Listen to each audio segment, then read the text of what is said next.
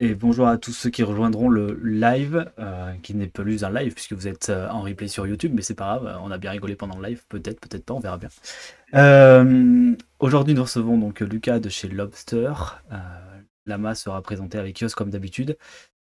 Petit rappel, donc pour ceux qui ne connaissent pas Cryptocademia, qu'est-ce qu'on est? Nous sommes une école, plateforme e-learning gamifiée, gratuite. Donc on a pour but de vous faire découvrir pardon, le Web3 via un Learn and Earn. Donc vous pouvez gratuitement vous inscrire sur la plateforme, euh, apprendre un petit peu sur l'écosystème Web3, découvrir aussi des domaines que vous ne connaissez pas, avec des cours de 15 minutes grand max à lire, bientôt à écouter, au fur et à mesure nous en rajoutons. Nous sommes dispo français-anglais, en gros, lorsque vous finissez des cours, vous gagnez de l'Estia, et avec cet Estia, vous pouvez participer à des loteries et du coup faire du earn. Nous allons sortir notre jeu début avril, nous venons de finir la pre-sale, Legends of Carnoa. Ce jeu va permettre d'ajouter un play and earn, donc on va devenir un play, learn and earn. Donc n'hésitez pas à le découvrir si vous nous rejoignez aujourd'hui. Mais pour l'instant, on va surtout s'intéresser à Lobster, du coup, à un projet DeFi avec des bots, tout ça, donc qui a l'air très intéressant, qui sera bien mieux présenté par Lucas que par moi-même. Donc je vous laisse la parole, Yoz et Lucas. Salut à tous, salut Lucas. Donc on est ici pour présenter l'Obster Protocol, qui est un protocole de DeFi. Donc Lucas va nous en parler plus en détail. Donc salut Lucas, bienvenue. Exactement, enchanté, enchanté les gars, merci pour l'invitation, ça fait trop plaisir. Avec plaisir. Est-ce que tu peux commencer par te présenter à la communauté? Ouais, bien sûr. Alors du coup, donc moi c'est, Lucas, l'un des cofounders, de Lobster. Il faut savoir que je pense que vous le savez, mais du coup dans l'écosystème français aujourd'hui, il y a énormément de projets DeFi qui sont en train de se build. Donc c'est vraiment cool et nous on est très fiers avec la team de Lobster de faire partie justement de ces builders, qui sommes en France et qui essayons justement de vraiment dynamiser cet écosystème-là. Je fais aussi, une petite passe D à mes acolytes cofounders, Armand et Alexis, qui peuvent pas être là ce soir, mais qui du coup évidemment sont présents. Et pour ma part, donc moi je suis le COO, donc Chief Operating Officer, et c'est moi qui m'occupe de vraiment tout ce qui touche aux utilisateurs. Donc ça va être les professionnels ou les particuliers. Et donc évidemment, comme c'est moi qui parle aux utilisateurs, c'est moi qui vais gérer aussi la partie marketing et sales. Là où mes associés, on ira le CTO qui va gérer plutôt la partie tech, et Alexis le CEO qui va gérer plutôt nos investisseurs et l'image publique qu'on pourra avoir un peu partout. Ok, c'est très clair. Bah, d'abord, est-ce que tu peux commencer par expliquer ce qu'est la DeFi pour ceux pour qui ce n'est pas clair, s'il te plaît? Ouais, bien sûr, avec très grand plaisir. Donc du coup, j'imagine que vous êtes ici, c'est que vous connaissez, quand même les crypto-monnaies. Donc il faut savoir que, en fait, tout au début, en fait, de la genèse des cryptos, donc il y a différentes cryptos qui sont apparues, mais en fait, rapidement, on s'est rendu compte qu'en fait, avoir des cryptos actifs, qu'on peut donc, échanger, qu'on peut utiliser, c'est bien, mais il serait cool de pouvoir, justement proposer, des services sur ces cryptos actifs, c'est-à-dire leur permettre, permettre de juste faire plus que pouvoir se les échanger, se les donner, se les revendre, etc. Mais vraiment pouvoir créer des interactions, qu'elles soient plus ou moins simples ou complexes. Et c'est comme ça qu'est née la DeFi. Évidemment, vous allez trouver plein de définitions. Mais nous, vraiment, on aime définir la DeFi comme en fait l'écosystème financier qui est basé sur les cryptoactifs et qui permet justement de mettre en place plein de mécanismes et de faire interagir tous ces actifs-là pour créer vraiment une activité qui soit pérenne et qui permette de tirer le meilleur parti de tous ces actifs-là. Très bien, merci beaucoup. Donc maintenant, est-ce que tu peux nous présenter ce qu'est l'Obster Protocol en détail, s'il te plaît? Ouais, bien sûr, bien sûr. Alors du coup, donc si justement on parlait tout à l'heure de la DeFi, en fait, nous aujourd'hui, Lobster, on a créé une toute nouvelle couche dans la DeFi. Et en fait, pour vous parler de ça, le mieux c'est de reprendre les bases de la DeFi. Et donc en fait, si vous voulez, dans la construction des cryptos, il y a eu tout d'abord, tout au début en fait de la création des cryptos, il y a eu du coup les blockchains. Et donc le but des blockchains, c'est de réaliser des transactions. Ensuite, par-dessus ces blockchains, on a construit du coup les fameux protocoles de DeFi, donc du coup qui vont être par exemple Uniswap, AAV, etc., que je pense vous devez connaître, qui permettent de réaliser des interactions fondamentales. Et là maintenant, il y a une troisième couche qui est en train d'apparaître, sur laquelle Lobster est pionnière, qui s'appelle donc les stratégies managers. Et en fait, c'est une couche qui permet d'optimiser les protocoles sous-jacents pour pouvoir, avec comme focus la génération de rendement, pour pouvoir du coup générer le meilleur rendement possible. Et donc Lobster, en une phrase, c'est du coup des stratégies automatisées pour générer du rendement sur de la DeFi. Et nous, on a vraiment une vision de ultra simplifiée. En fait, on pense que la DeFi aujourd'hui, c'est très compliqué et que en fait, les utilisateurs qui ont envie de générer du rendement, ils n'ont pas forcément beaucoup de temps à y passer et ils ont envie de générer le meilleur rendement possible. Donc, nous, on propose des stratégies qui, grâce à un algorithme intelligent, vont permettre de créer les meilleures stratégies possibles et pouvoir générer le meilleur rendement possible. Évidemment, je pourrais rentrer dans les détails tout à l'heure si on fait une petite démo. Et évidemment, si vous avez des questions, mais globalement, c'est une petite overview déjà du projet. Ok, super. Est-ce que tu peux nous expliquer, bon, peut-être tu le feras tout à l'heure quand tu nous feras une petite démo, je pense que ce sera plus intéressant. Mhm. Du coup, ma question d'après, c'était, est-ce que vous avez ouvert une société en France? Ouais. Ouais, exactement. Nous, aujourd'hui, on a une société qui s'appelle TLM Solutions. D'ailleurs, si vous allez sur notre site, tout en bas, vous verrez que du coup, il y a écrit: «Ce site est propriétaire de TLM Solutions, une French société par action simplifiée», qui est donc, à Clichy, donc en banlieue parisienne. Et oui, donc effectivement, on a une structure juridique qui est en France et on a vraiment tout fait comme une société, classique, malgré le fait qu'on soit dans le Web 3. Ok, ça marche. Est-ce que vous avez procédé à une levée de fonds? Ouais, alors, effectivement, donc là, on est en cours de levée. On a déjà fait une petite levée l'année dernière d'à peu près 200 000 €, donc, auprès de business angels, et on a eu des subventions et cetera, un peu de dette. Et là, aujourd'hui, on est en train de faire une levée un peu plus grosse d'1,2 million, qu'on a bien attaqué et dont on a reçu déjà une partie des fonds, donc voilà, pour, financer notre développement. Ok, très bien. Du coup, je vais passer à la partie expérience utilisateur. Donc, peut-être que si tu veux partager maintenant Ouais. ton Alors écran pour qu'on voit un petit je sais peu. pas trop comment je peux faire, depuis ici. Un. Sur les boutons qui sont en bas, normalement, tu as partage ton écran à côté Non, du micro. il y a écrit: «Tu ne peux pas streamer dans ce salon». Ah, ok. C'est parce que t'as pas le rôle, je pense. Peut-être. Je vais regarder ça.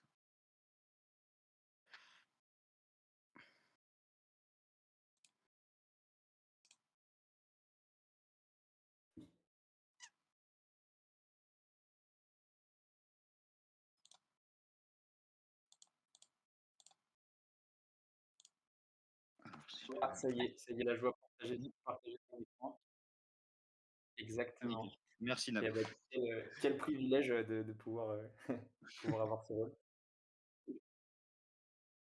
Je saurai m'en montrer digne. OK, donc top. Vous me dites quand vous voyez mon écran, c'est bon?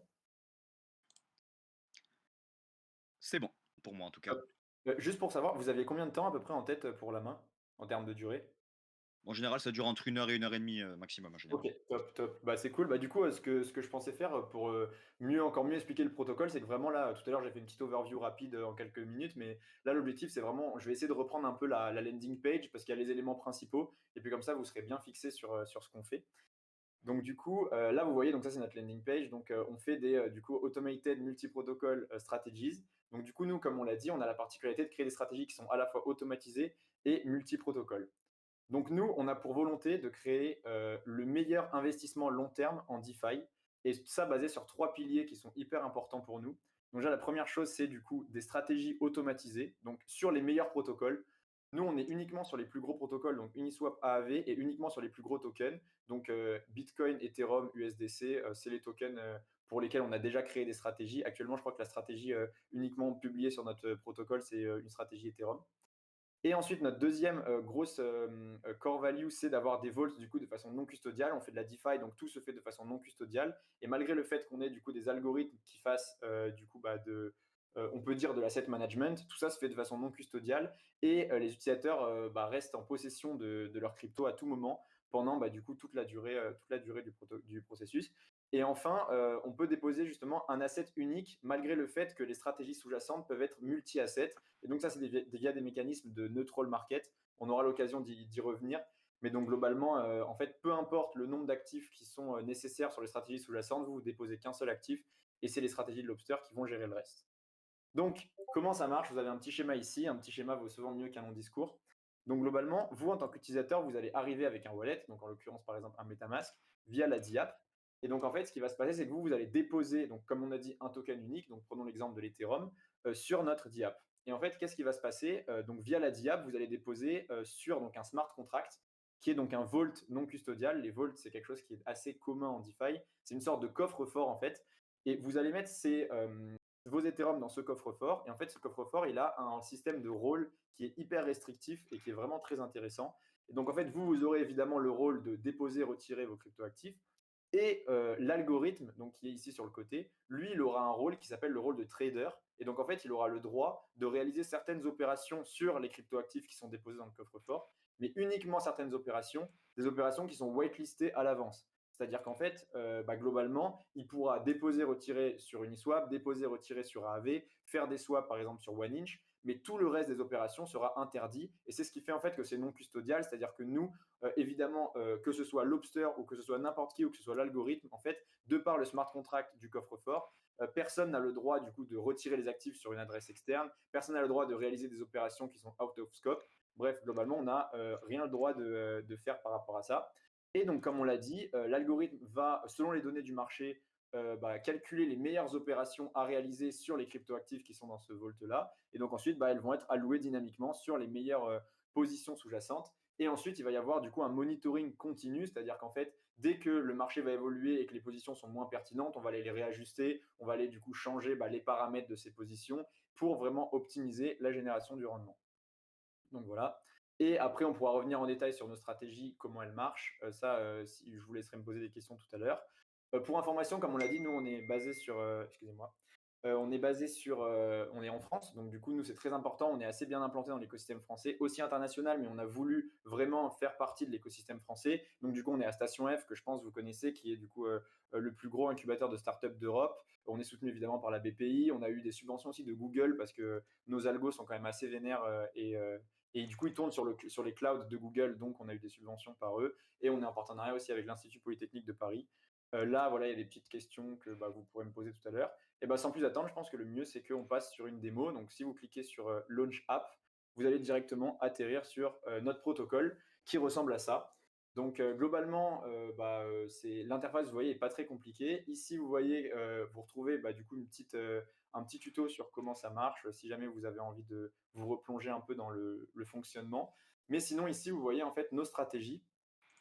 Et donc là, on a donc, voilà, toutes nos stratégies. En l'occurrence, on n'a qu'une pour l'instant, qui s'appelle donc Atlantic WTH. Et donc voilà, là, vous retrouvez l'APY, la Total TVL actuelle. C'est sur Arbitrum pour l'instant. Et donc voilà, donc là, vous pouvez cliquer sur Investir. Et donc en fait, quand vous arrivez ici, là, vous avez une page détaillée qui concerne la stratégie. Donc vous pourrez retrouver votre participation totale ici. Vous pourrez retrouver donc le graphique. On va y revenir aussi sur justement le cycle de vie de la stratégie et du coup où on en est actuellement. Donc il faut savoir que du coup elle est lancée depuis le 17 janvier et que nous on incentive, c'est-à-dire que pour l'instant on rémunère nos early adopters en injectant de la trésorerie de l'entreprise comme récompense pour du coup rémunérer les personnes. Et vous voyez que là, effectivement, cas typique du fonctionnement de l'algorithme, il y a eu un petit drop-down au début et du coup, l'algorithme a corrigé, ce qui fait que du coup, là, on a rattrapé du coup la perte qu'on avait pu faire grâce à du coup aux actions de l'algorithme. Et là, vous voyez donc les APY projetés. Donc, si on maintient pendant une semaine, ça fait ça, un mois, un an, etc.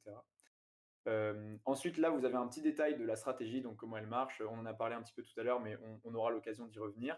Et là, vous voyez aussi le détail des positions sous-jacentes. Donc là, en l'occurrence, vous voyez qu'il y a à peu près 60% qui sont sur Uniswap, à peu près 32% qui sont sur Aave, et il y a à peu près 9% qui sont non alloués, parce qu'il y a dû avoir des dépôts depuis le dernier arbitrage.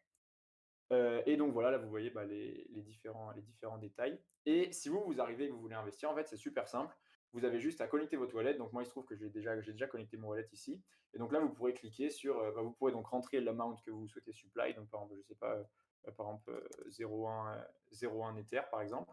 Et donc du coup, là, vous cliquerez sur Deposit. Et donc après, vous allez être guidé à travers un flow. Donc voilà, là, l'approval est déjà fait parce que c'est en ETH natif de la chain. Donc du coup, vous n'avez pas besoin d'approval. Et donc là, vous allez faire directement Deposit, etc. pour le Deposit. Donc voilà, c'est assez simple. Et donc nous, on a vraiment voulu garder une expérience utilisateur qui soit, pour ceux qui du coup, certains d'entre vous ont sûrement déjà fait du staking. Et donc en fait, nous, on voulait vraiment quelque chose qui soit aussi simple que du staking, c'est-à-dire que tu arrives, tu déposes tes tokens et c'est tout. Derrière, tu n'as plus rien à faire. Et une fois que tu as placé, après, tes jetons vont travailler automatiquement. Et d'ailleurs, pour info, ici, vous voyez du coup ATLWTH, qu'est-ce que c'est? En fait, si on revient sur le petit schéma de tout à l'heure, en fait, vous voyez qu'il y a deux flèches ici. Et en fait, c'est que quand vous déposez vos jetons, vous recevez en échange un jeton de reçu, qui est donc du coup l'ATLWTH, qui lui a un cours au début. Donc, c'est-à-dire que par exemple, c'est du 1 pour 1. Typiquement, vous déposez un Ethereum, vous recevez un ATLWTH. Et ensuite, en fonction de la performance réalisée, le cours de l'ATL-WTH va augmenter. Donc, c'est-à-dire que par exemple, au début, c'est du 1 pour 1, mais à la fin, ce sera par exemple du 1 pour 1,2. Donc, c'est-à-dire que si jamais nous on fait 20% de performance, bah, ce sera du 1 pour 1,2. Et quand vous ramènerez votre reçu pour récupérer votre dû, ce que vous avez déposé, non seulement vous récupérez ce que vous aurez déposé, mais vous récupérez du coup en plus la surperformance qui a été réalisée par la stratégie depuis le moment où vous avez déposé. Voilà, c'était assez dense. J'ai essayé de vous présenter à peu près tout, parce qu'effectivement, ce genre d'amas, ça se fait souvent un petit peu en 2 temps, donc j'imagine que vous aurez plein de questions. Donc, n'hésitez pas si vous avez des questions et puis avec grand plaisir pour y répondre. Ça marche. En tout cas, il y a beaucoup de questions qui ont été posées dans le chat pendant ta présentation. Cool. Je vais essayer de garder une certaine logique. Alors la première question qui est tombée, c'était de quelle manière l'approche du prix d'exercice de Lobster atténue-t-elle les effets des pertes éphémères et comment se compare-t-elle aux stratégies traditionnelles d'apport de liquidité? Alors, c'est super intéressant. Donc, j'imagine que quand tu parles de pertes éphémères, tu parles du coup de l'impermanent loss, donc des pertes impermanentes. Donc, c'est hyper important que je revienne là-dessus parce que c'est une question qui est très technique. Déjà, merci pour ta question. Donc, pour revenir un petit peu, donc en fait, effectivement, les plus du coup DeFi dégènes d'entre vous auront compris que donc la stratégie sous-jacente, c'est de l'apport de liquidité, effectivement. Donc, l'apport de liquidité, qu'est-ce que c'est? Ça va être du coup, donc nous, on a des tokens. Donc en l'occurrence, c'est les tokens de nos clients. Ce qu'on va faire, c'est que du coup, on va les déposer sur un protocole d'apport de liquidity providing. Donc, c'est des protocoles qui permettent de faire des swaps entre des tokens et eux, ils ont besoin de liquidité. Et donc, du coup, nous, on va apporter cette liquidité au protocole sous-jacent pour qu'ils puissent l'utiliser pour réaliser ces échanges. Et en fait, grâce aux échanges du coup qui vont être faits, évidemment, à chaque échange fait, il va y avoir du coup des frais qui vont être perçus. Et nous, on va toucher justement une partie de ces frais en commission. Et donc, quand on fait de l'apport de liquidité, il y a quelque chose qui se passe, c'est que c'est un phénomène qui s'appelle l'impermanent loss. On a d'ailleurs écrit un article dessus. On a écrit un article dessus, si on va sur l'académie. euh, hum, voilà, What is pseudo market neutral. Si vous lisez un petit peu les articles qu'on a écrits, What's impermanent loss, voilà. Et ici, vous allez voir en fait qu'on explique ce que c'est l'impermanent loss et évidemment comment l'observer le gère. Mais donc en fait, l'impermanent loss, c'est simplement ce qui va se passer. En fait, ça va être dû à la variation de prix entre les deux tokens qu'on va apporter. Et donc du coup, comment on gère ça? En fait, on n'est pas des magiciens, c'est-à-dire qu'en fait, on ne peut pas totalement le faire disparaître, mais en fait, on va l'intégrer au calcul de génération de rendement. Ce qui veut dire qu'en fait, nous, dans la performance qu'on va proposer, on va prendre en compte qu'il va y avoir de l'IL et on va essayer de faire les mouvements qui vont le limiter au maximum. Ce qui fait que du coup, on va pouvoir le prendre en compte et générer un rendement qui soit satisfaisant, grâce notamment au monitoring journalier et grâce au fait qu'on a un algorithme qui soit du coup très performant et très puissant. C'est une question qui est assez technique, hein, donc pour une première question, ça peut paraître un peu barbare, Ouais. mais avec plaisir pour en parler plus en détail si jamais quelqu'un a la même question. Ça marche. D'ailleurs, je vois que tu es sur Lobster Academy, c'était une de mes questions, Ouais, parce qu'en fait, ouais. vous rendez la DeFi accessible à tous, parce qu'il y a cette question qui s'est posée, quelle est l'utilité de la plateforme Lobster? C'est de rendre la DeFi accessible à tous, en une phrase.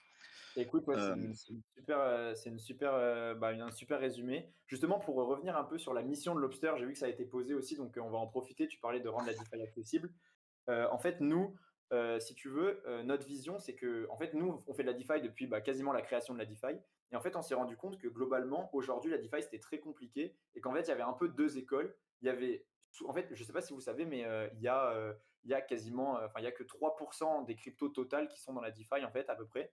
Et donc, en fait, en gros, pourquoi il y a ça? En fait, c'est parce que la plupart des gens, ils préfèrent ne pas faire de DeFi parce que jusqu'à aujourd'hui, faire de la DeFi, c'était soit faire de la DeFi très simple, type du staking ou du lending, qui vont du coup rapporter très peu de rendement, donc 2-3%, mais pour le coup, on n'a pas à s'en occuper et il ne faut pas beaucoup de connaissances. Soit faire de la DeFi très compliquée, où du coup, là, pour le coup, le rendement peut être évidemment très gros, mais peut aussi être très mauvais parce que ça nécessite un monitoring journalier, beaucoup de connaissances, etc. Et nous, on pense vraiment qu'aujourd'hui, il faut cette couche d'abstraction qui va permettre justement d'empêcher à l'utilisateur de devoir faire des actions trop compliquées. Et la Lobster Academy aussi est l'exemple de ça, c'est-à-dire que nous, on veut vraiment accompagner les utilisateurs et leur permettre de laisser de côté la gestion et de ne pas s'en occuper et de laisser des algorithmes faits pour ça le faire.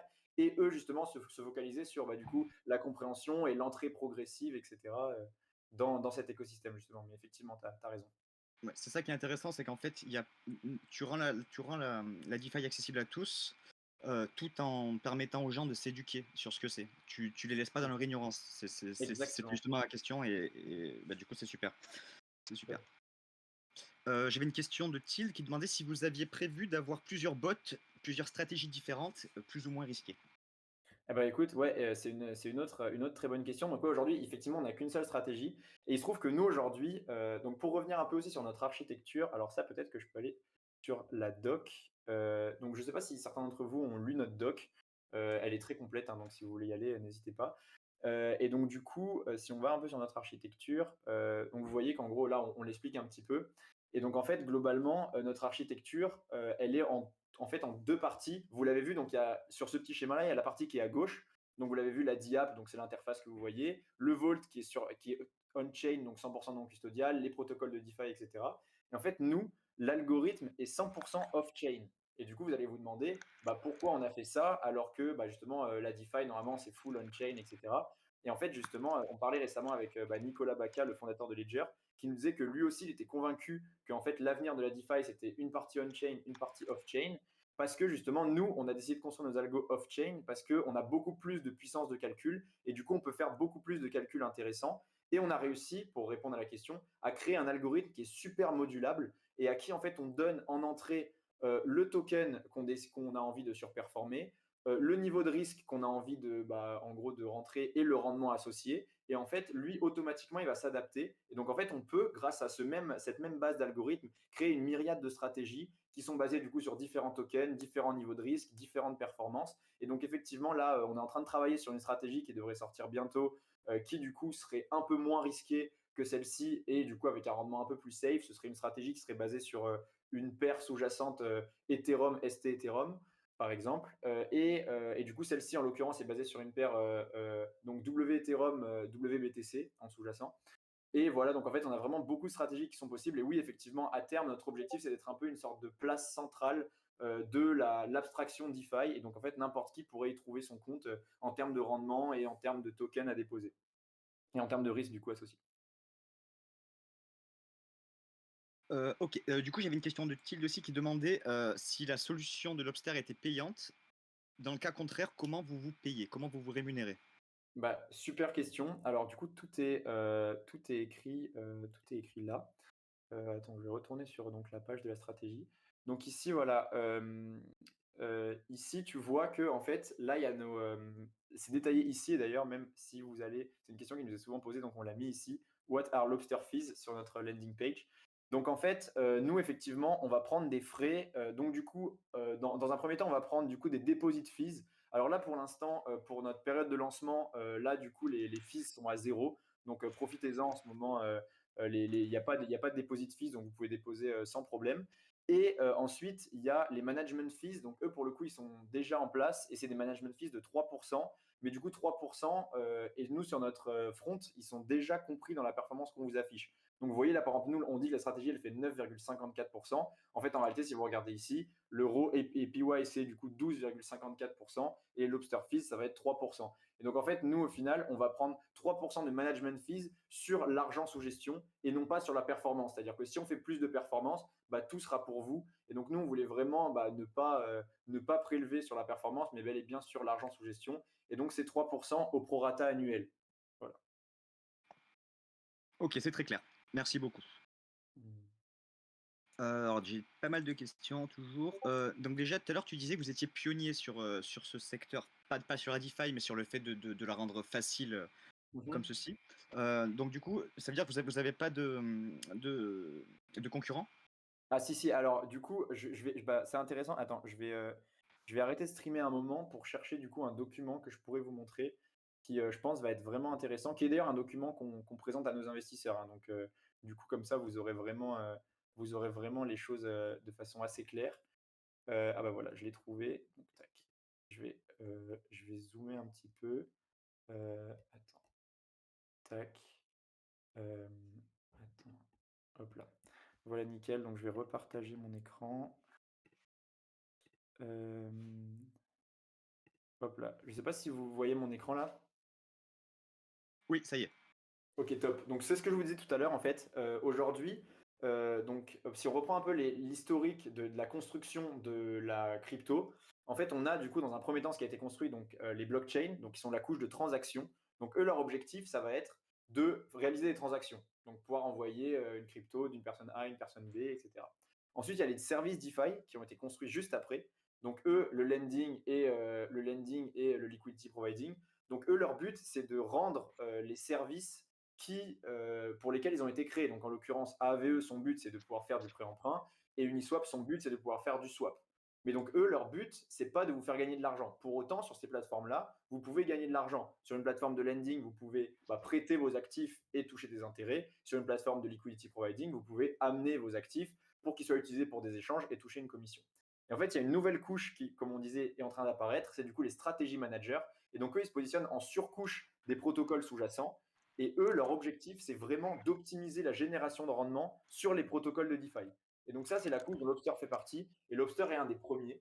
Mais donc, en fait, pour répondre à la question de la concurrence, en fait, si tu considères que Lobster propose de faire gagner du rendement sur des cryptos, à ce moment-là, du coup, on n'est pas du tout les premiers dans la mesure où il y a plein Ouais. d'acteurs qui permettent de faire ça aujourd'hui. Si tu considères que Lobster permet de générer du rendement de façon automatisée dans la DeFi, déjà, il y en a beaucoup moins.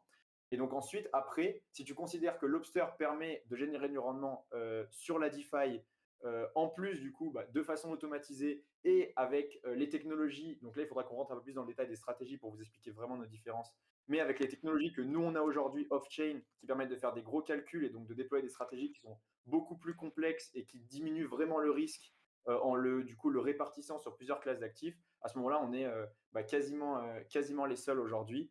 Et donc effectivement, après justement, comme on disait, c'est super important, faites vos propres recherches. Et quand vous allez investir sur une plateforme, renseignez-vous, regardez comment ils génèrent le rendement, regardez s'ils sont fiables, regardez qui est la team, regardez tout ça. Et en fait, vous verrez que si on prend tous ces éléments-là en compte, la proposition de Lobster est assez unique aujourd'hui dans le paysage, malgré le fait que si on ne se renseigne pas, on peut penser que tous les acteurs font la même chose, alors qu'en réalité, c'est vraiment pas du tout le cas. Ok. Petite question intéressante. Est-ce que vous avez l'agrément PSAN? Alors, super question aussi, effectivement. Il se trouve que, pour le coup, au début, on a commencé des démarches, figurez-vous, pour un agrément PSAN. Et donc en fait, nous, pourquoi on voulait un agrément PSAN? Parce qu'en fait, nous, on voulait distribuer nos stratégies en euros. Donc c'est-à-dire que nous, on voulait pouvoir aller voir des acteurs qui ont des euros, type des fonds d'investissement, des family office ou même des particuliers, et leur dire: «OK, investissez vos euros chez nous et on va les placer sur Lobster». Sauf qu'en fait, ça, c'est ce qu'on appelle donc la distribution. C'est-à-dire que nous, on a créé un produit financier et ensuite, nous, ce qu'on voulait faire, c'était la distribution en euros.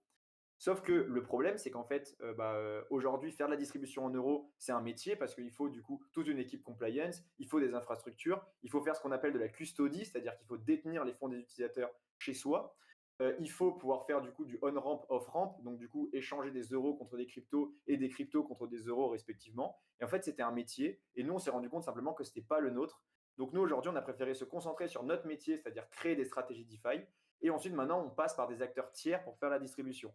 C'est-à-dire que nous, aujourd'hui, on n'a pas besoin de PSAN dans la mesure où on ne détient pas les fonds de nos clients, on ne fait pas d'échange fiat crypto ou crypto-crypto pour leur compte.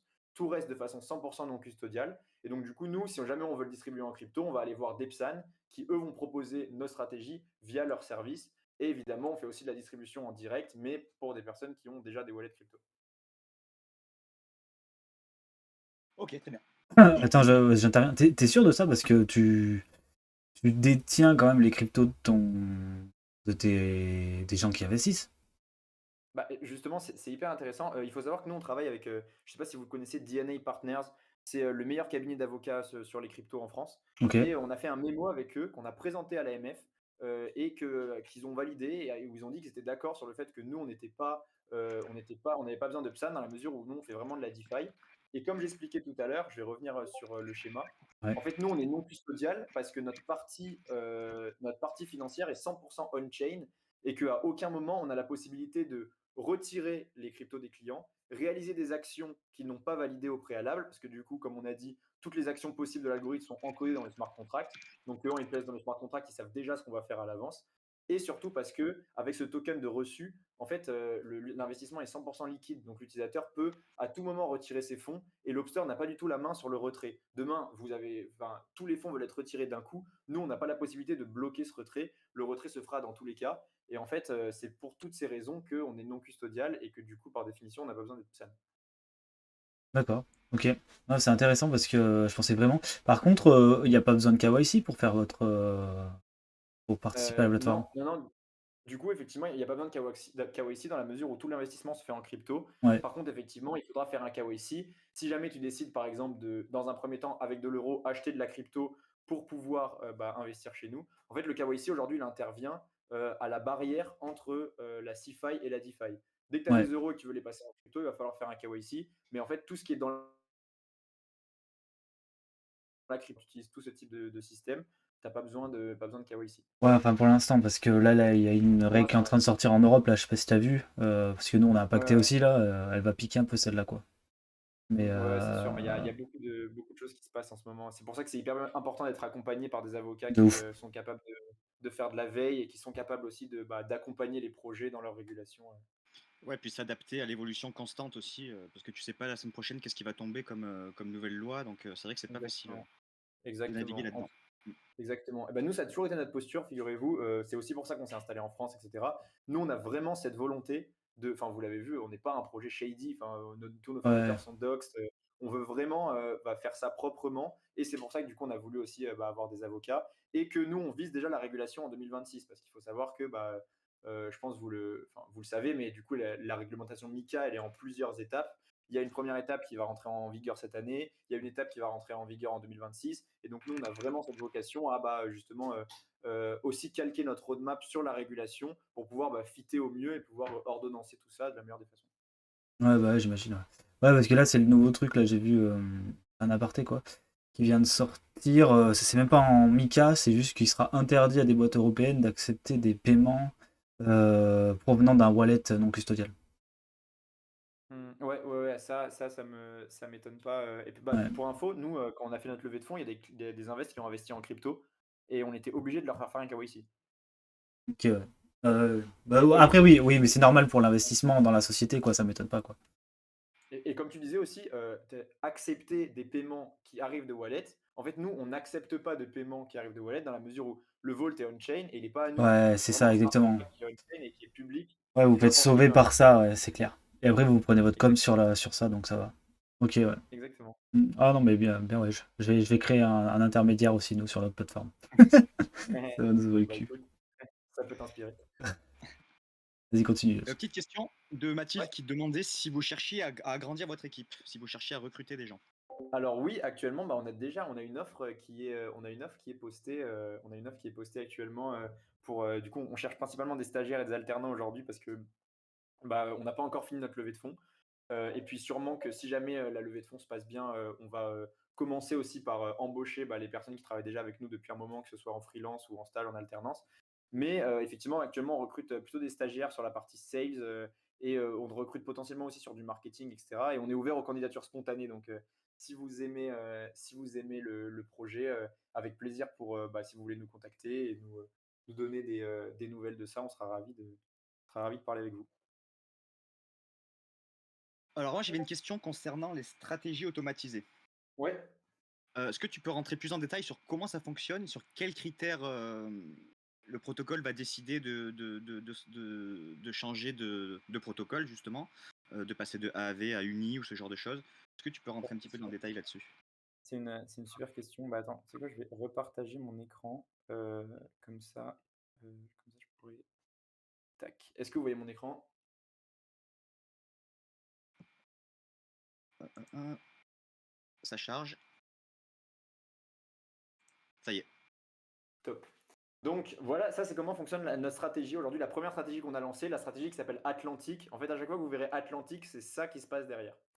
Donc, on a parlé tout à l'heure du coffre-fort avec les Ethereum. Donc là, c'est notre coffre-fort avec les Ethereum. Les utilisateurs ont déjà déposé. Donc, qu'est-ce qui se passe? Imaginons, eux, ils déposent par exemple 100 dollars d'Ethereum, par exemple. Du coup, de ces 100 dollars d'Ethereum, on va en prendre une partie, donc 40 qui vont aller directement ici, et on va en prendre 60 qu'on va mettre en collatéral sur AAVE, donc voilà ici, Et ensuite, avec ces 60 en collatéral sur AVE, donc collatéral, c'est l'équivalent d'une caution dans la finance traditionnelle. Donc, par exemple, quand vous faites un prêt, vous déposez une caution. Et donc, ensuite, on va déposer 60 en collatéral pour emprunter 40 de Bitcoin. Et donc, du coup, si vous avez bien suivi, on a 40 $ d'Ethereum qui sont venus directement depuis là-haut et on a 40 $ de Bitcoin qu'on vient d'acquérir grâce aux 60 $ d'Ethereum qu'on a déposé en collatéral, qu'on vient d'emprunter. Et donc, maintenant qu'on a cette paire-là, on va aller les déposer en liquidity providing sur Uniswap V3. Et donc, en fait, sur une pool Bitcoin Ethereum. Et à chaque fois qu'il y a des échanges qui vont être faits sur cette paire, bah, nous, on va percevoir des rewards qui, du coup, vont évidemment remonter et rémunérer la performance. Et notre algorithme, en fait, vous voyez, c'est les flèches bleues ici. En fait, l'algorithme, lui, il va en permanence réajuster la position pour optimiser au maximum. Donc c'est-à-dire qu'il va du coup changer la position Uniswap quand c'est nécessaire, ajouter ou enlever du collatéral et réemprunter ou à l'inverse rembourser quand ça semble pertinent, etc. Il va vraiment gérer l'ensemble de tout ça par rapport à la variation des cours des différents tokens. Et il faut savoir que du coup, là je rentre un petit peu dans le détail des stratégies, mais je pense que c'est important pour vous. Il faut savoir que du coup, nous on a dit qu'on avait une stratégie qui était market neutral ou pseudo market neutral. C'est-à-dire que nous, notre utilisateur, il est exposé quasiment que à l'Ethereum dans la mesure où, et pourtant vous voyez que le produit sous-jacent, il y a du Bitcoin qui est là, mais en fait nous, ici on va faire un prêt du coup d'Ethereum qui est équivalent du coup à un short en finance, donc c'est-à-dire qu'on je rentre un peu dans les détails financiers, mais en gros, un short, c'est que du coup, on va parier à la baisse sur le token, parce que du coup, si notre caution, elle baisse, du coup, on aura moins à rembourser. Et à l'inverse, ici, on va être en long, puisque comme on va déposer des Ethereum sur Uniswap, si jamais les Ethereum prennent de la valeur, on va gagner de l'argent. Et donc, en fait, nous, on va faire en sorte que les Ethereum qu'on a déposés ici et les Ethereum qu'on a déposés en caution, en fait, leurs variations vont essayer de se compenser, voire de s'annuler, pour qu'on soit uniquement exposé à l'Ethereum qui est ici. Et donc voilà, globalement c'est ça la stratégie financière. Je suis rentré un peu dans les détails parce que je pense qu'il y en a certains de vous que ça intéresse. Mais évidemment, et vous voyez, la stratégie est assez compliquée. Et donc en fait, c'est pour ça exactement qu'on a automatisé. C'est pour que vous puissiez bénéficier de stratégies comme ça, qui sont des stratégies qui aujourd'hui sont parmi les plus performantes du marché. Mais du coup, elles sont très compliquées à mettre en place et à gérer quand on s'y connaît pas ou quand on n'a pas le temps. Et donc du coup, c'est pour ça qu'on a automatisé ça, tout simplement. Ok, et c'est totalement transparent pour l'utilisateur. Il sait exactement où sont ses fonds, sur quel protocole Bah ouais, et regardez là, par exemple, tout à l'heure, on parlait de Uniswap à AV. Bah, regardez là actuellement, vous voyez qu'il y a à peu près 8%, enfin 9% qui sont non alloués dans la mesure où il y a eu des dépôts. Et donc, du coup, en fait, si vous voulez, quand il y a un dépôt, généralement, pour replacer l'argent qui a été déposé, on attend qu'il y ait un rebalancing, donc c'est-à-dire une réallocation qui soit faite. Du coup, là, il y a à peu près 9% qui attendent.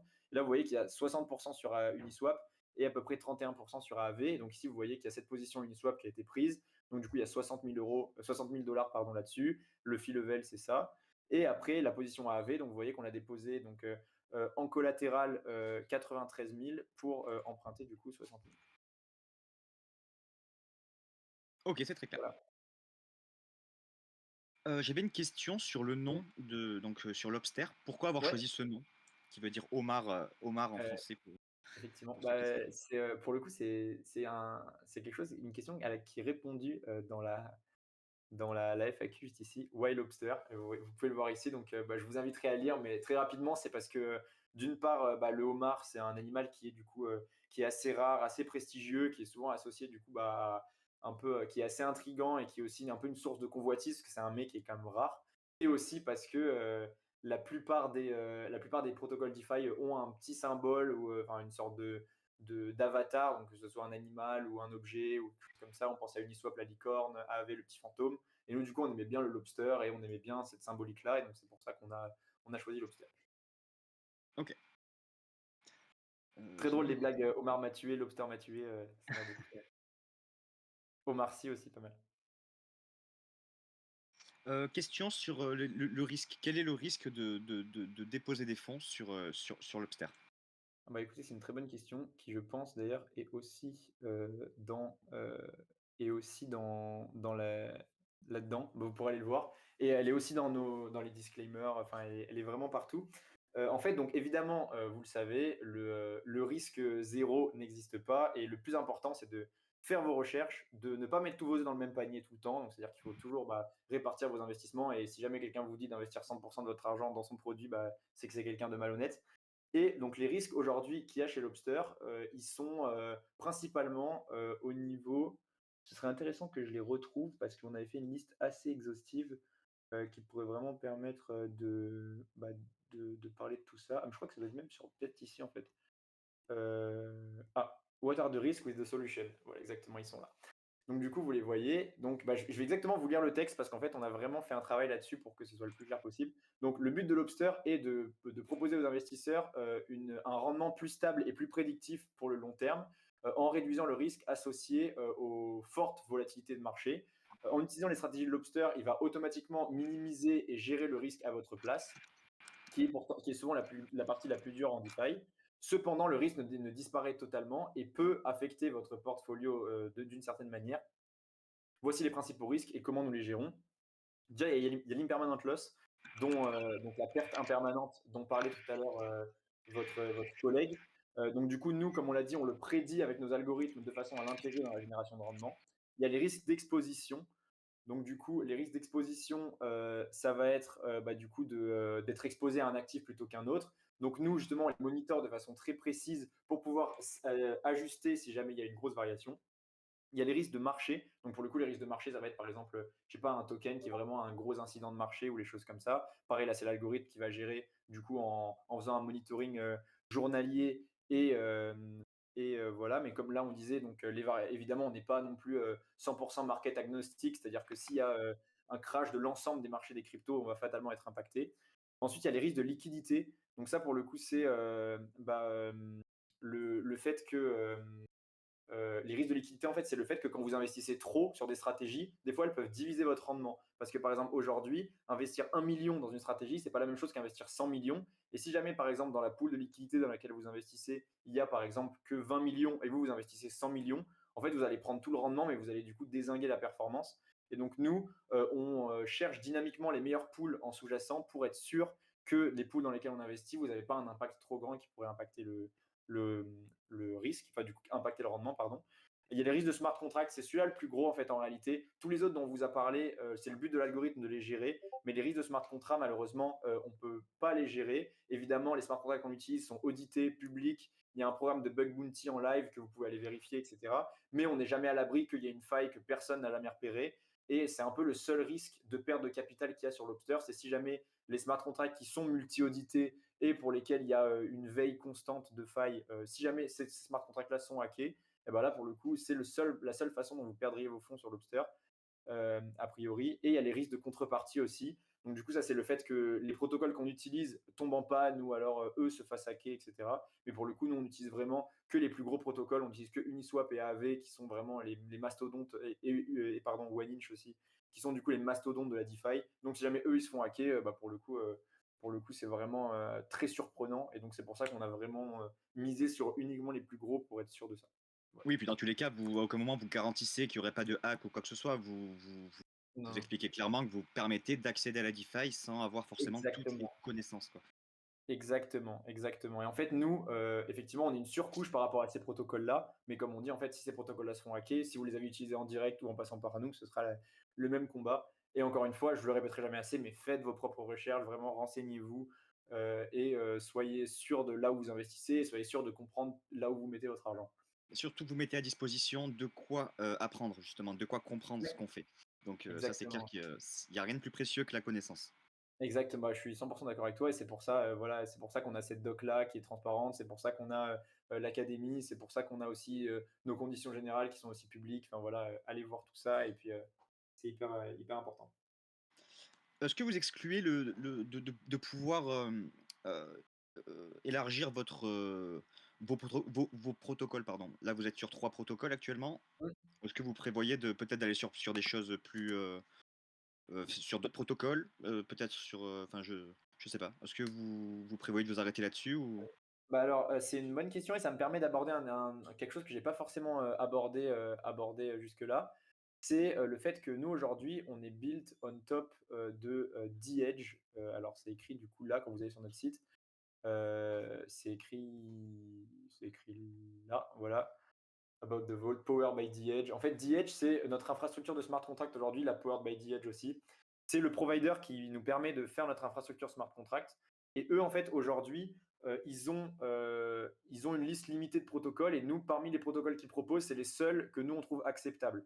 Mais à terme, on va développer notre propre infrastructure et c'est aussi ce qui va faire que notre boîte va aussi prendre de la valorisation, etc. C'est qu'on va vraiment devenir 100% indépendant là-dessus et pouvoir vraiment créer une infrastructure qui soit parfaitement adaptée à nos besoins.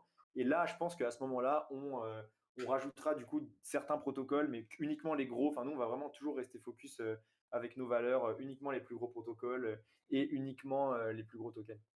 Bah, ça se comprend parce que vous essayez quand même d'onboarder des néophytes, des gens qui connaissent pas forcément la DeFi. Donc c'est vrai que si c'est pour les mettre dans sur des protocoles ou sur des investissements très très risqués, ou même sur des protocoles qui sont trop récents peut-être, là au moins des protocoles qui ont une ancienneté comme OneInch, AAV ou Uniswap, c'est vrai que Exactement.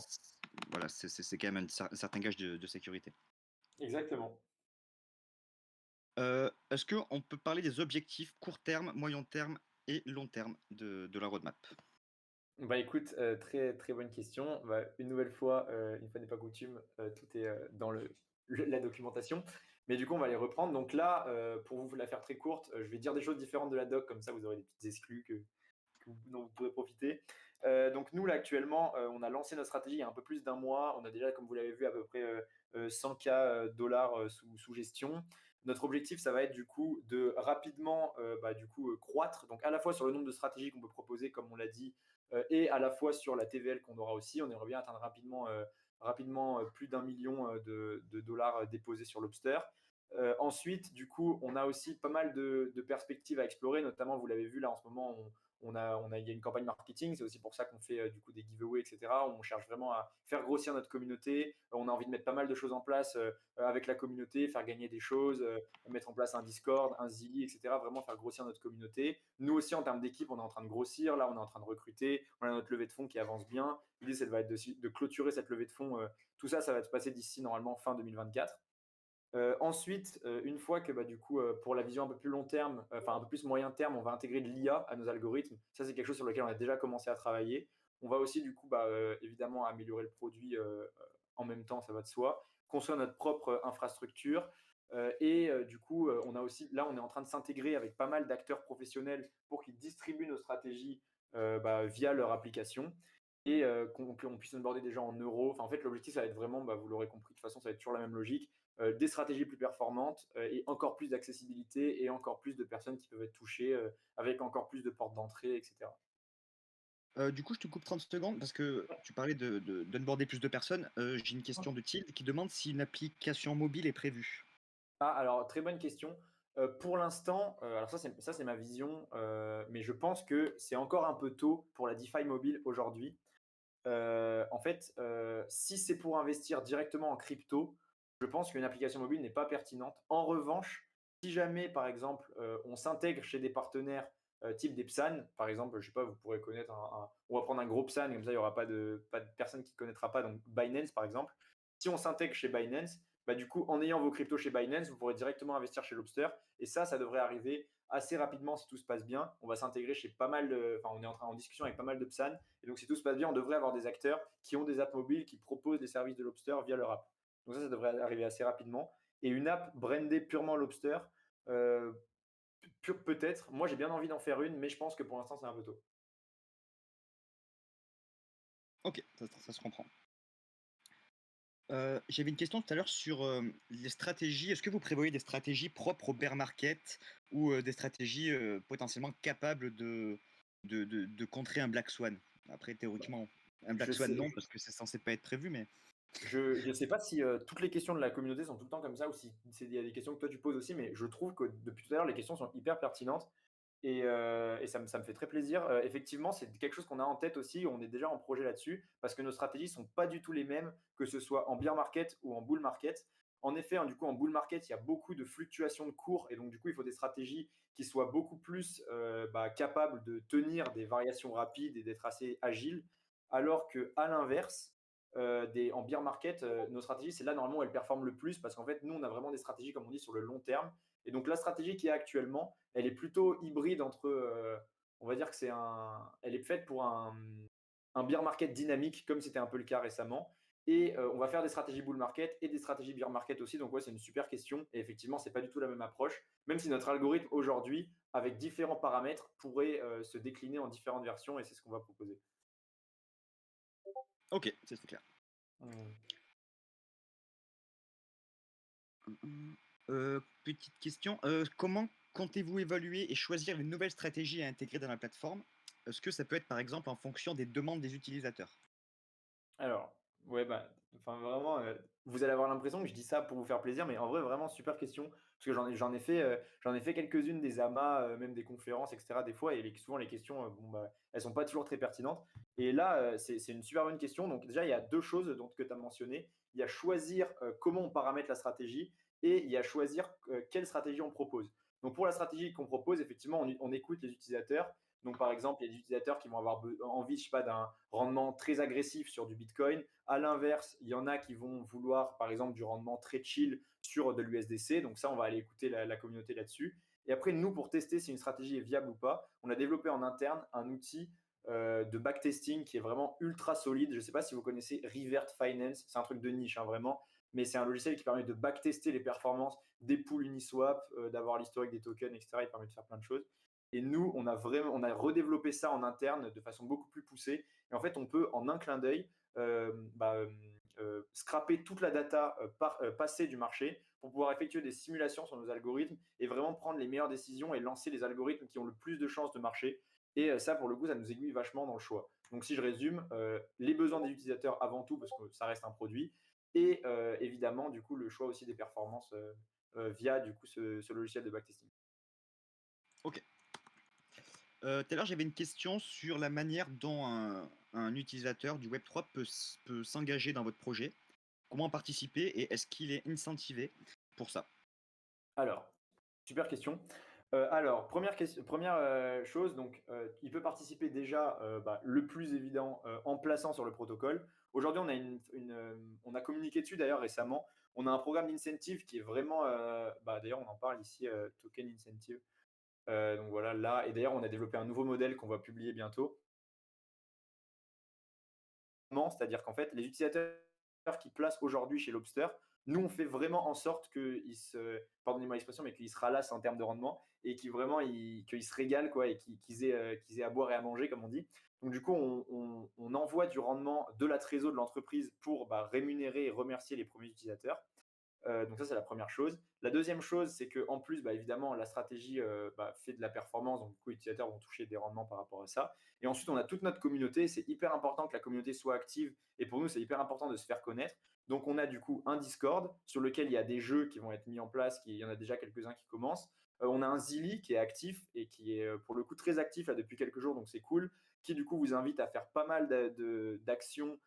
Du coup, ça va être des tweets, ça va être pas mal de choses pour du coup gagner des points. Et en fait, à la fin, vous pourrez gagner justement des droits exclusifs liés au protocole. Et notamment, ça passera par des NFT aussi, etc. Donc, je vois que dans cette communauté, vous êtes familier avec les NFT, donc je me permets d'en parler. Tout est disponible aussi. On en a parlé sur notre Twitter. On en a parlé sur notre Twitter récemment. On a même fait un article d'ailleurs sur l'académie. Alors, tac, je vais vous montrer. Ah, il n'est pas ici, il doit être uniquement sur le Medium. On a dû oublier de le publier sur notre académie. Mais donc, du coup, il y a un article que vous pouvez retrouver sur le Twitter. Félix va l'envoyer.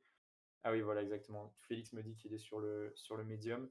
Donc, du coup, Félix va l'envoyer et puis il explique tous les avantages. Et donc, aujourd'hui, voilà, si vous voulez vous investir dans le projet, il y a placer sur le protocole et vous serez rémunéré. Et surtout, évidemment, aller sur le Zilli et faire des quêtes. Et du coup, pour voilà, avoir la chance de gagner des insights exclusifs, des rôles sur le Discord, des placements privilégiés pour des futures choses qu'on va lancer, les NFT justement qui vont vous donner des droits exclusifs. Il y a pas mal de choses qui sont mises en place.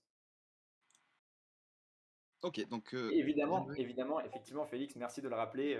Où avais-je la tête? Il y a une réduction, il y a une réduction sur les fees actuellement, donc qui est pour l'instant temporaire. Donc là, il n'y a pas de frais d'entrée. Et à terme, si vous gagnez l'un des NFT, il y a l'un des NFT qui vous donne les remboursements des frais d'entrée à vie, notamment, avec il y a pas mal d'avantages là-dessus. Donc tu dis gagner le NFT, donc ce sera pas un NFT à vendre. Vous gagnez pas d'argent Non, avec non, ce non, NFT. ce sera un free mint basé sur du coup le Zilli et le leaderboard du Zilli. Du coup, il y a Félix tac, qui a Ok. envoyé le lien de l'article. Bah voilà, vous pouvez retrouver tous les détails de ça dans cet article-là que Félix a envoyé, où on explique du coup notre Questboard Zilli, comment ça marche, qu'est-ce que vous pouvez gagner. Vous voyez, deposit fees reduced to zero for life, early access à des nouvelles stratégies, des rôles exclusifs sur le Discord, 50% de management fees de lifetime discount. Et évidemment, bah, du coup, on va lancer notre token à terme et on saura se rappeler de qui étaient les utilisateurs les plus fervents au début. Et oui, et un homard d'ailleurs, Draft Force, si tu veux, on pourra en discuter. Le token. Euh, Vous avez une date? Vous prévoyez peut-être un airdrop? Alors, du coup, je ne saurais te rappeler que généralement, quand on prévoit des airdrops, on le dit que à demi-mot. Donc, Ouais. je le dirai à demi-mot.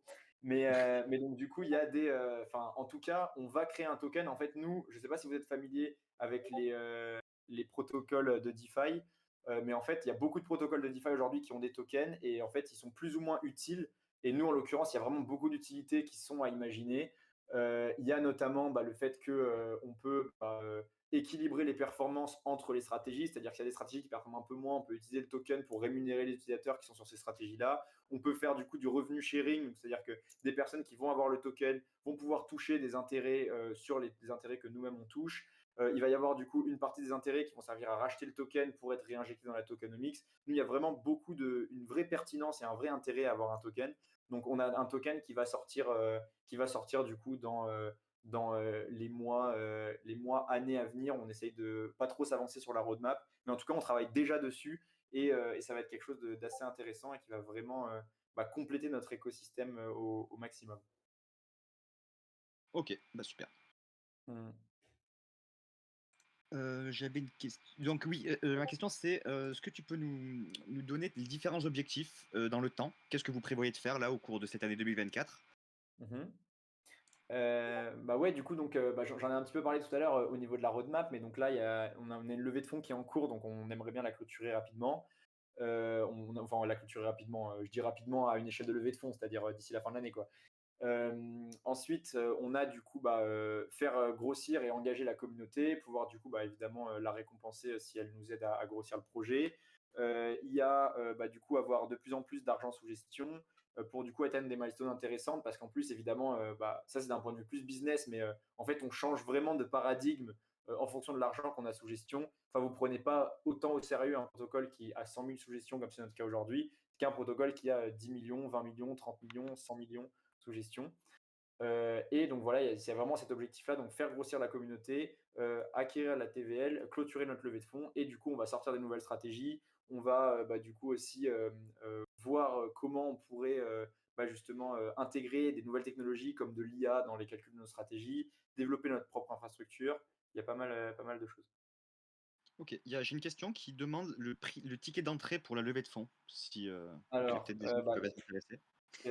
C'est intéressant. Donc, nous, notre levée de fonds, elle se fait en deux temps. Donc, je ne sais pas si vous êtes familier avec les mécanismes de levée de fonds. En gros, les levées de fonds, globalement, il y a plusieurs façons de le faire. Il y a ce qu'on appelle les levées de fonds en equity. Donc, l'equity, ça va être les investisseurs vont acheter des parts de l'entreprise. Il y a les levées de fonds en token. Donc, les investisseurs vont acheter une part de la supply du token du projet. Et il y a ce qu'on appelle du BSAR ou du SAFE en anglais. En fait, c'est les investisseurs vont acheter un droit d'avoir de l'equity à la prochaine levée. Et donc, du coup, le mécanisme de safe, il est très commun. Et en fait, les safes, on peut accepter des tokens des tickets beaucoup plus petits.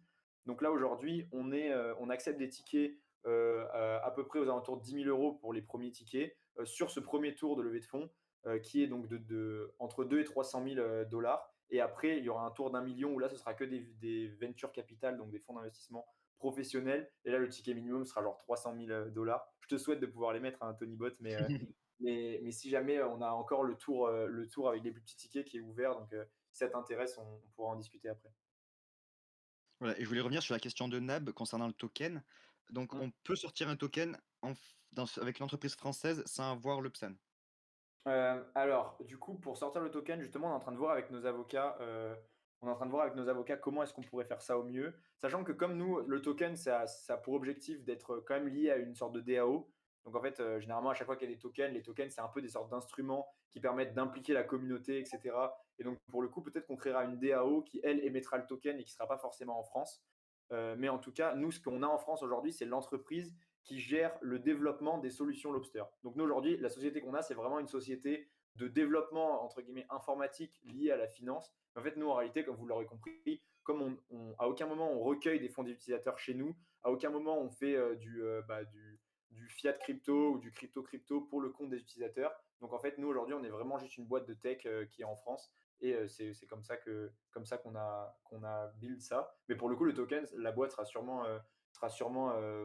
soit en France si c'est possible, soit sinon à l'étranger si c'est pas possible. Mais du coup, nos avocats sont en train de travailler là-dessus actuellement. Ok, c'est très clair. Donc vous excluez pas de créer une petite antenne ailleurs, histoire d'être dans les règles.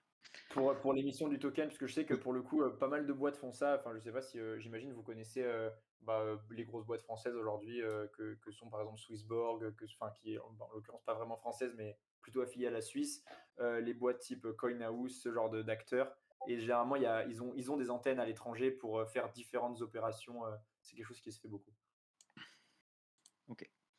Le token, il n'y aura pas de levée de fonds hein, avec ce token, il n'y aura pas une pre-sale et tout ça. Alors, potentiellement si, potentiellement si. Ça, on va voir encore comment on intègre ça à la tokenomics. Mais du coup, il faut savoir que les investisseurs qui investissent aujourd'hui en equity ont ce qu'on appelle un token warrant. Donc, c'est-à-dire que les investisseurs qui rentrent aujourd'hui contre des parts de l'entreprise, ils ont un papier qui leur dit qu'en cas d'émission de token, ils ont le droit de convertir leurs parts en token. Donc, en fait, on lève déjà indirectement en token aujourd'hui avec nos D'accord. investisseurs. Ok, c'est très intéressant. Mm. Ok, ben moi j'arrive à la fin de mes questions. S'il y a des questions que j'ai pas posées, je veux bien que vous me les remettiez dans le chat, s'il vous plaît. Euh, Ouais, je crois que c'est tout bon pour moi. Déjà, donc je pense qu'on va pouvoir lancer le giveaway déjà du Free Mint. On peut faire un Rumble, Nab, si ça te va. Plaisir. Avec plaisir. Vas-y, je vais arrêter mon partage si tu veux prendre la main. Ça marche. Trop cool. Et tu peux Donc, m'en dire un petit peu plus sur cette collection dont il y a un free mint, ça m'intéresse. en fait, c'est qu'on est en train de sortir un jeu. Ok. Euh, Jusqu'à présent, on était un learn and earn, donc apprendre pour gagner. Et maintenant, on est un learn, play and earn. On est en train de sortir un jeu. Et en fait, le free mint qui est à gagner, c'est le personnage. C'est un NFT qui est le personnage du jeu, qui permet en fait de faire des combats. On peut améliorer cet NFT avec des équipements. En fait, c'est un RPG, hein. Ok. Voilà. Et on est en train de sortir un jeu et puis on fait gagner donc un NFT pour que les gens puissent venir jouer. Trop cool.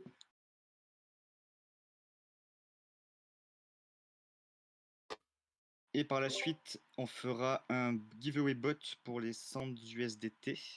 Vous voulez faire comment d'ailleurs pour Parce les que 100 USDT? Tu veux diviser 2 fois 50? Tu veux faire 1 fois 100? Tu t'en fiches? Comme, 10 fois comme, 10? comme vous préférez, c'est votre communauté, c'est vous qui les connaissez le mieux, donc je vous laisse voir comme S'ils vous disent préférez. ça, ils vont tous vouloir 1 $, donc ils veulent 100 fois 1 $. Ouais. Voilà, tu vois, voilà, chiffonné. Je les ai anticipés. Je les ai anticipés. Voilà. Voilà. J'ai déjà fait la vanne, Gibi. je pense Euh, qu'on peut peut-être faire 2 fois 50 peut-être. Ouais, c'est ce que j'allais dire, ouais. Je pense 2 fois 50, c'est C'est cool. peut-être le mieux. Ouais, Toujours sympa quand il y a plus de gens qui gagnent. ouais. Ouais, puis 50, ça reste une somme assez intéressante si après on fait des. Enfin, après, Si on 50 fait dollars, c'est pile poil quand même voilà, un Heroes. Après, vous faites ce que ouais, vous c'est pour voulez. les limiter, quoi. Ah ouais. Ouais, ouais, vous savez quoi faire, quoi. Les pires, les mecs qui vendent leur paroisse, quoi. Après, vous pouvez aussi aller sur Lobster et les mettre à travailler. Mais lorsque vous avez doublé votre invest, vous venez acheter des locks. On va lancer le hashtag lock. Ouais. En tout cas, c'était une super ama. Et ouais, bah, ouais, du coup, tu vois, t'as dit pas mal de questions pertinentes. Bah, tant mieux, parce que bon, c'est-à-dire qu'on les forme correctement. C'est cool. Non, top. Ouais, en tout cas, c'était hyper cool d'avoir vos questions. Vraiment, enfin, ça se voyait que vous. Justement, moi, je me posais la question du niveau de la communauté, parce qu'en fait, en fonction des communautés auxquelles on s'adresse, ils ne sont pas forcément éveillés aux mêmes choses. Ça nous est déjà arrivé du coup de parler avec des communautés qui sont vraiment par exemple très NFT et qui du coup connaissent pas du tout la DeFi. Et là, j'avais l'impression que du coup, c'était assez intéressant justement vous posiez des questions qui sont très accurate. Donc c'est cool. J'espère que c'était clair et que je ne suis pas rentré dans certains détails un peu sombres qui étaient trop compliqués. Donc, Non, ça va, c'était bien. En vrai, c'était bien. On n'a pas beaucoup d'experts DeFi. On a très peu de cours DeFi en fait sur notre site. mhm. Parce que bon, on fait beaucoup d'introductions pour l'instant. On va dire qu'on est un bridge, on va dire, entre Ouais, des gens qui connaissent pas forcément grand chose ou qui connaissent peu, qui connaissent vraiment, bah, comme tu dis, sur les NFT par exemple, mais qui connaissent pas le reste. Donc on essaie d'être un bridge et au fur et à mesure on va aiguiser, on va dire, nos cours, dont la DeFi. Donc c'est cool. On va aller voir ce que vous avez fait bah dans votre d'ailleurs, learn. d'ailleurs, j'en profite pour vous dire ça, mais nous, on est justement, mon associé et moi, on est aussi du coup formateur en tout ce qui est DeFi, etc. Donc, si c'est des choses qui vous intéressent et qu'à un moment donné, vous voulez qu'on fasse, je sais pas, une formation en partenariat ou quoi, nous, on sera ravis d'intervenir sur les sujets qui sont les nôtres, qu'on connaît bien, Ah si ça bah peut vous aider. hyper pertinent, ouais, bah ouais. Mais nous en fait on fait de l'échange de mise en avant. En gros, ça permet de créer des liens entre, tu vois, nous, vous, par exemple, tu vois, et donc c'est-à-dire quelqu'un qui vient voir la DeFi, il voit, mais qui c'est qui a fait le cours en fait. Tu vois que c'est Lobster, donc hop, il y a le Ouais, lien super, vers ton site, il va sur Lobster et il découvre. avec plaisir. Donc c'est pas mal. Ouais, bon, on en reparlera en off Avec parce que. plaisir, non, c'est cool. Mais oui, très bonne idée. Voilà, donc Tilde est contente, elle va pouvoir voir les cours parce que depuis le début, elle écrit quand c'est qu'on voit les cours de Lobster sur l'académie. Je sais pas si elle va comme ça, mais je pense pas. Non, ouais, Gna, gna, gna. ouais. Trop cool. Non, non, en plus, la DeFi, c'est vraiment hyper intéressant comme sujet. Enfin, pour le coup, enfin, beaucoup de gens aiment un peu en apprendre plus sur la DeFi aussi. Il y a beaucoup de choses qui se passent. Il y en a un peu pour tous les goûts. Et ça réplique vachement, mine de rien, le système financier traditionnel aussi. Il y a pas mal de choses qu'on retrouve.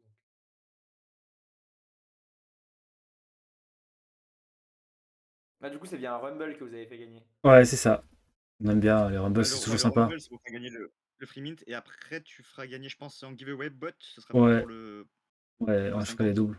Yes. Ouais. Ouais, bah, je te laisse faire le tirage au sort, hein. Ouais, non, mais je fais tout là, t'inquiète. Cool. Normalement, les bots ont les droits. Euh, Normalement, les bots ont les droits.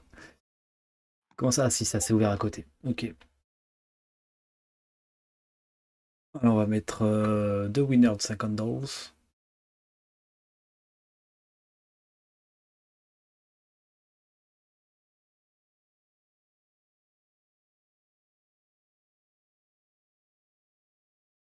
Tac. J'aurais dû faire le truc et lancer le.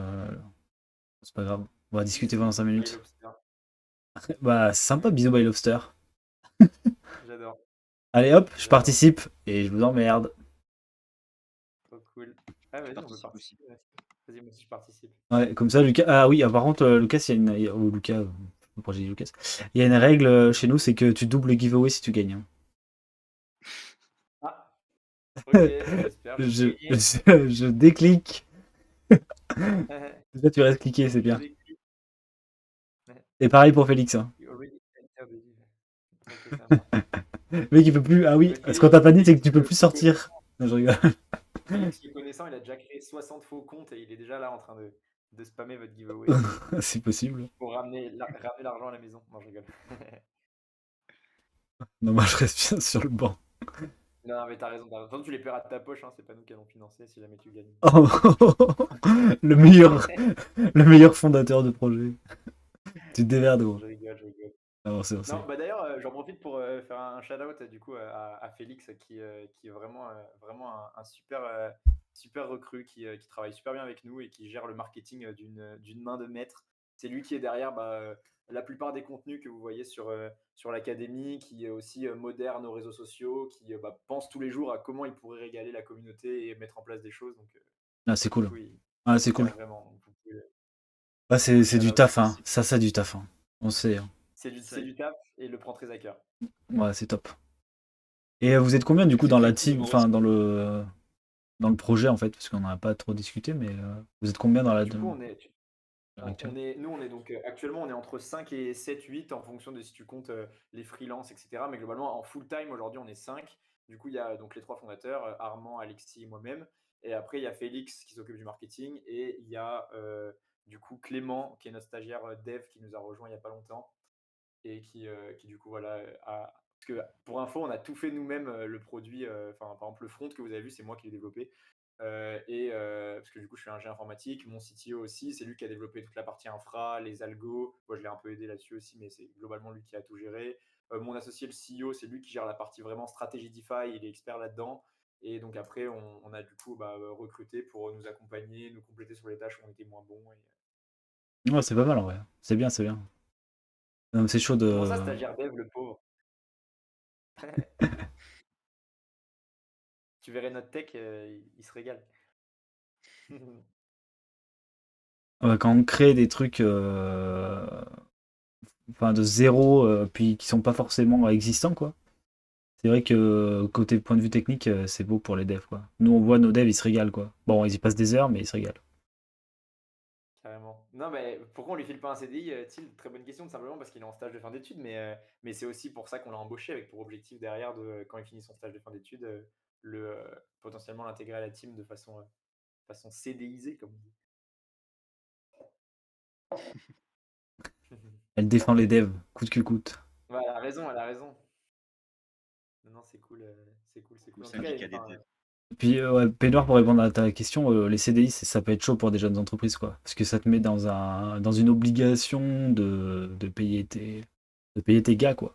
Et si t'as plus de sous, alors, t'as plus de sous, quoi. pour le coup, c'est vrai que je t'ai dit qu'on était formateur en DeFi et il y a un autre truc où on intervient beaucoup, c'est on intervient dans les écoles parce qu'on a entrepris aussi assez jeune directement en sortie d'études. Donc du coup, on intervient beaucoup dans les écoles pour parler de l'entrepreneuriat, etc. Et en fait, les CDI, c'est une question qu'on nous pose souvent. Et en fait, tout simplement, il y a pas mal de choses qui sont assez compliquées. Déjà, il faut savoir qu'un CDI, pour son salaire net, ça coûte à peu près 2 fois plus à l'entreprise. C'est-à-dire que si toi, tu touches 4 000 euros par mois net, bah, nous, ça nous coûte 8 000 euros par mois. Donc, au final, tu vois, ça fait vite, entre les charges sociales, patronales, etc., ça fait vite beaucoup d'argent pour l'entreprise. En plus, du coup, en CDI, bah, il y a effectivement, même s'il y a la période d'essai, il y a cette partie flexibilité qui n'est pas forcément du coup, aux avantages des toutes petites structures. Nous, là, on est en cours de levée, donc c'est pour ça que si tout se passe bien, on va recruter des CDI bientôt. Mais quand tu es une structure qui a moins d'un an, c'est très compliqué les CDI parce que il faut que tu puisses voilà, être on va dire, réactif et que si jamais tu as un petit creux de trésorerie, que tu vires pas tout le monde du jour au lendemain. Puis même, tu vois, quand quelqu'un est en CDI chez toi, il faut que. Enfin, un grand pouvoir implique de grandes responsabilités. C'est-à-dire que lui, tu as choisi comme son travail principal, donc il faut que toi, tu sois en mesure de lui offrir tout ce qu'il faut pour qu'il soit heureux dans l'entreprise et il faut bien s'assurer d'avoir tout ça, quoi. Ah ouais, ben tiens, j'en profite pour rebondir de ce que dit Vampi. Vampirium, du coup, c'est un prof. Il a créé une asso dans son lycée. Euh, Ouais. et il serait intéressé d'avoir un dev euh, qui connaît un peu le Web3 pour intervenir voilà, en live. Euh, Enfin, en live, mais tu te connectes en Zoom, etc., pour quoi. donner des cours ou c'est des sortes de conférences? Non, c'est une espèce. Je pense que c'est plus pour faire en visio, voilà, pour faire En une visio. intervention. Pour faire une intervention. Ah bah écoute, je pense que mon CTO, il serait vraiment bouillant pour ça. Et nous, on l'a déjà fait à plusieurs reprises et c'est vraiment son truc. Donc n'hésite pas, tu rejoins notre Discord. Si tu peux ouvrir un ticket, je lui filerai et puis il répondra avec plaisir. Alors, qui c'est qui a gagné? Gaming TV and Ludomatic. Je les laisse ouvrir un ticket chez toi ou comment tu veux qu'on fasse pour les 50 $? Le mieux, c'est que toi, tu gères l'authenticité avec eux, c'est-à-dire que eux, ils t'envoient un message, tu les connais bien, tu Ok, récupères leurs adresses et puis ok. je Bah, laisserai allez, du coup me transmettre leurs adresses, pas de souci. via du coup, on avait échangé avec Victor de Opium. Ouais, Ah bah, du coup, t'enverras les adresses à Victor et puis il nous les donnera. ok, ça roule, pas de problème. Comme ça, on a pour cette histoire. Adresse OX, après tu les envoies sur, peut-être pas sur Ether, tu les envoies Ouais, sur Arbitrum, non? alors nous, on les envoie sur Arbitrum. On les envoie Ok, sur Arbitrum. Donc, je leur dirai, adresse OX sur Arbitrum. je leur dirai. Et ben voilà, c'est bon, c'est tout clos. Bien joué, les gars. Et Bien ben, joué. félicitations aux gagnants. Bravo à vous. Mais moi, du coup, je suis vraiment curieux d'avoir vos retours. La commu, ça vous a plu? Qu'est-ce que vous en avez pensé? Je suis hyper curieux. Bah, moi, en tout cas, déjà, j'ai trouvé assez cool que peu importe la question que j'avais, tu avais toujours un document, quelque chose pour me montrer. Mhm. C'est hyper parlant. Et déjà, bon, ça prouve que vous avez très bien travaillé le projet, qu'il y a beaucoup de documentation qui est disponible. J'ai même pas pu tout lire hein, pour te dire, pour préparer la main. Il y a vraiment beaucoup de choses. Et en vrai, moi, je trouve ça très très bien, quoi. Top, top, top. Bah écoute, merci. Ouais, on essaye d'être transparent au maximum. On essaye de, voilà, c'est aussi nos valeurs. On a créé ça parce que bah, ça répond aussi à un vrai besoin que nous on avait, tout simplement, qu'on s'était dit que ça nous saoulait de devoir gérer ça et ça nous saoulait que ce soit tout le temps opaque et qu'on comprenne rien et que les fondateurs on sache pas qui c'est, que ce soit, bah, tu vois, des gens pas forcément docs, tout ça. Donc, c'est pour ça aussi on a voulu créer ça. Ouais, et puis même la manière d'expliquer, tu vulgarises très bien, tout en faisant pas d'erreur dans ce que tu dis. Parce que des fois, en vulgarisant, on peut perdre un petit peu de véracité. Là, c'était Mhm. pas le cas, et tu expliques bien, c'est vulgarisé, des mots simples, donc je trouve que c'est vraiment excellent, quoi. Tu Top. t'adresses vraiment aux personnes, à, à la cible du site, je dirais, du protocole. Bah Idéal écoute, pour écrire des merci cours beaucoup. chez nous, quoi. Éducatifs. Ouais, bah, c'est pour ça, franchement, si vous voulez, avec plaisir, c'est un exercice que moi j'adore en plus, donc si vous voulez, on pourra se faire ça dès que vous voulez un peu ouvrir la DeFi, vos formations. Oh, mais on est déjà un peu ouvert, donc on va arriver. Ouais, mais de toute façon, on va en reparler après, Ouais, on en reparlera en privé. Mais ouais, on est très très intéressés, ouais. c'est clair. Trop cool, Et voilà, la commu a l'air de toute façon, bon, t'as que des bons retours, hein. Y a personne qui s'insulte, trop donc c'est bien, déjà bien. Et trop bien. Et merci aussi merci pour les questions, hein, parce que, enfin, Yoz, t'as bien géré ça, t'as bien géré ça une fois qu'on a commencé un peu la partie questions, parce que ça m'est déjà arrivé de me retrouver, bah, tu vois, sur des tables rondes, des choses comme ça, où juste soit on te pose des questions pourries, soit on te pose pas de questions et on te laisse un peu dire ce que tu veux et c'est pas forcément. Ouais, je comprends. Bah, merci Ouais. beaucoup. Mhm. T'inquiète. Ouais, effectivement, je suis d'accord avec toi, GBR Cryptos. Trop cool. Ok, bah si vous avez plus de questions, les amis, bah, je crois qu'on va pouvoir se laisser. Ah, et juste petite dernière chose, si ça vous a plu, ouais, n'hésitez pas à aller donner de la force au projet, bah, que ce soit du coup sur Twitter ou sur Discord, et à participer au Kenzili, parce qu'il y a pas mal de choses à gagner. Donc, nous, ça nous ferait très plaisir que bah, du coup, ça puisse continuer après Stama et après l'aventure. Avec grand plaisir. ben, on est amené à se recroiser de toute façon, donc voilà. Puis s'il y a des questions Ouais. de la commune, de toute façon, sur le projet plus tard, on les aiguillera vers Ouais, vous on avec, sera, avec grand plaisir. on sera à la PBWS sûrement, qui arrive bientôt là. Yes, ouais, 11 avril, ouais. Et on va aussi à Token 2049 qui est à Dubaï, donc si jamais vous êtes dans le coin. Non, on sera pas à Dubaï, mais peut-être peut-être C'est qu'on vraiment sera. big, hein, c'est un des plus gros événements au monde, hein. Ouais, ouais, mais il faut. On n'a pas levé de fonds encore, nous. Donc, Inch'Allah bientôt, tu vois. Mais ouais, enfin, on va être en cours là. On va lancer justement la levée de fonds marketing. Trop Mais cool. peut-être qu'on sera à la PWS, ouais. Je sais pas encore. C'est une grosse question. J'ai le. Tu sais, Il y a les side events qui sont gratuits, qui sont très bien. ouais, c'est ça, exactement. Mais c'est surtout que, en gros, tu sais, j'ai le ticket pour les startups là. Et je suis en question si j'y vais ou si j'y vais pas. Donc, Qui est top. Bah, tu nous diras. ouais, c'est clair. Sinon, je l'enverrai à un émissaire. J'en ai quelques-uns qui veulent y aller. Incognito, Ah ouais, incognito. Vous ah avez des ouais. pulls ou pas? Vos élèves, ils ont des pulls? Alors, on avait des vêtements, on a arrêté parce que le fournisseur a arrêté de les faire tout simplement. Mais je pense qu'on refera du branding, enfin, on refera du merch, pardon, dans pas longtemps pour le plaisir. Mais ouais, ouais, on va, on va, on va, Yes. on va les Les envoyer autres, avec du ils reviennent merch. à la sauce un peu là. Ouais, c'est clair. Non, mais je sais que on avait du merch qui était fait par un groupe français, mais je pense ils sont dead. Enfin, j'en sais rien en fait. Et du coup, je pense qu'on les fera nous-mêmes après, plus tard. Mais bon, bref. J'annonce rien parce qu'après, bon, ils vont tous vouloir savoir ce qui se passe, etc. Moi, je bosse en coulisses. Et après, je leur ponds des trucs. Ok, trop cool.